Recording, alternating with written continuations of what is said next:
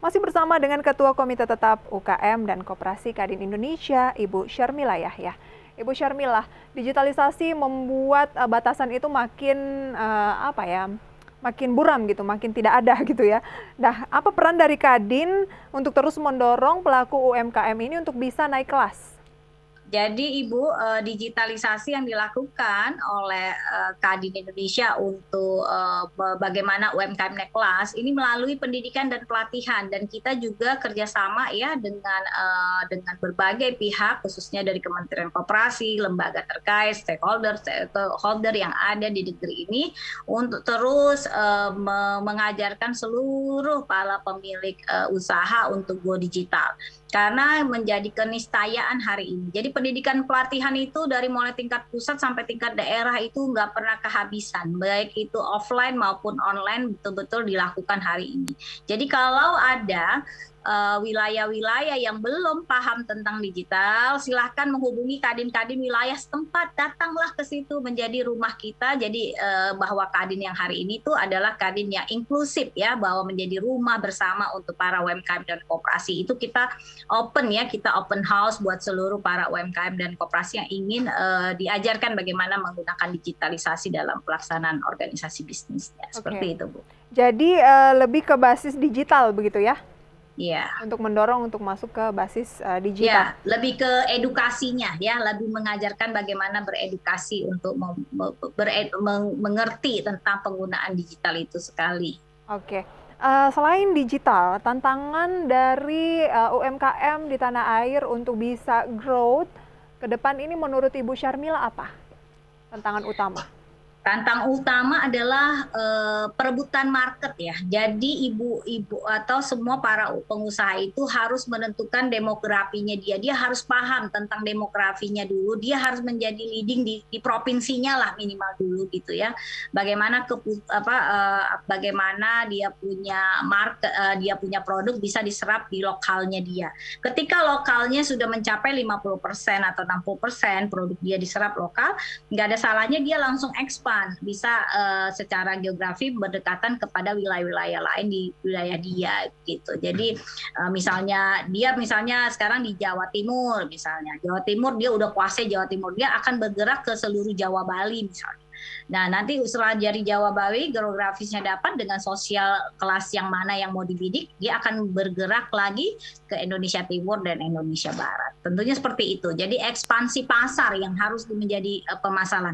Dan yang menarik, UKM Indonesia, itu baik dari kecil sampai menengah itu, mereka persoalan adalah di marketing, di pemasaran. Mereka nggak tahu bagaimana caranya orang bisa belanja produk mereka yang keren-keren, yang hebat-hebat, yang bagus-bagus. Ini PR kita lah setelah Lebaran ini, kami dari Kadin juga melalui Wikipedia. Kita punya Kadin punya Wikipedia. Wikipedia itu yang akan membantu untuk bisa mempromosikan Wikipedia atau Wiki Wirausaha ya, namanya Wiki Wirausaha tepatnya, seperti Wikipedia lah kalau yang Bapak Ibu tahu. Nah, ini khusus untuk Kadin kita ada namanya Wiki Wirausaha ID. Jadi di situ nanti ibu-ibu diajarkan bagaimana menggunakan tools digital untuk dalam mengembangkan usahanya. Oke. Platform Wiki dari Kadin ini adalah untuk menjembatani para pelaku UMKM untuk bisa mempromosikan produk-produknya gitu. Hanya mempromosikan saja atau juga bisa menjadi platform untuk melakukan penjualan? Untuk melakukan transaksi penjualan, mereka akan ada e-commerce kaitannya. Jadi nggak langsung di situ. Itu lebih ke edukasi ya, tempat kita menyampaikan edukasi, menginformasikan semua aktivitas yang terkait sama edukasi dan fasilitasi. Oke, ini lebih banyak kan kalau kita berbincang ke harus diperbaiki dari sisi pelaku UMKM-nya. Kalau dari segi regulator, misalnya pemerintah dalam hal ini, ada tidak masukan dari Kadin apa yang harus ditingkatkan oleh pemerintah agar produk-produk UMKM kita ini juga menguasai pasar lokal dan bisa go global?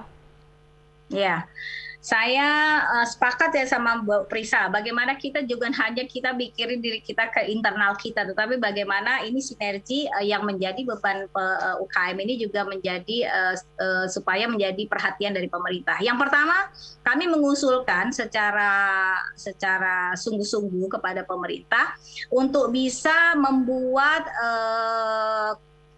komunitas atau base dari masing-masing wilayah itu harus clear. Jadi klaster-klaster bisnis ini harus clear. Nah, selama ini di masing-masing wilayah ini tidak terlihat jelas masing-masing potensi daerahnya.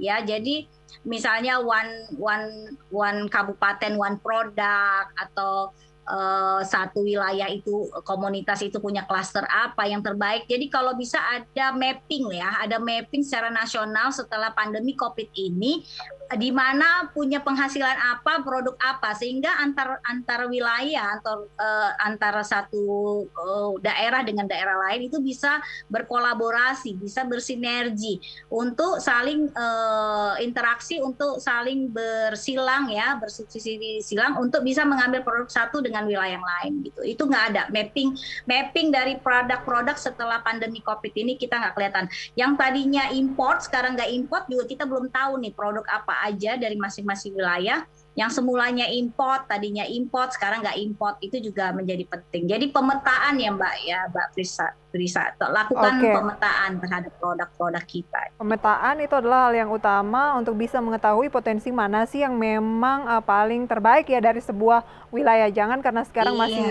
agak campur-campur, jadi bingung kualitas yang terbaik itu apa gitu.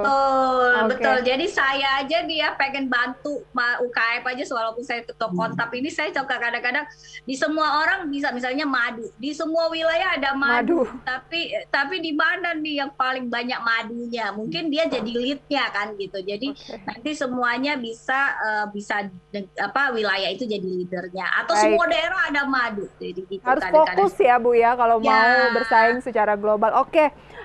Semoga paling tidak kue di dalam negeri bisa direbut oleh UMKM lokal kita sendiri, dan semoga momentum Lebaran ini bisa membangkitkan lagi sektor UMKM ya. Terima kasih banyak Ibu Syarmila untuk sharing. Memang masih banyak PR, tapi kita tidak patah semangat, begitu Bu ya? Ya, semangat. Harus naik 60% omsetnya di tahun ini, insya Allah. Amin. Salam sehat Ibu Syarmila, sukses selalu. Sama-sama. Terima kasih Bu Prisa. Sampai jumpa lagi Bu. Sampai jumpa lagi. Makasih.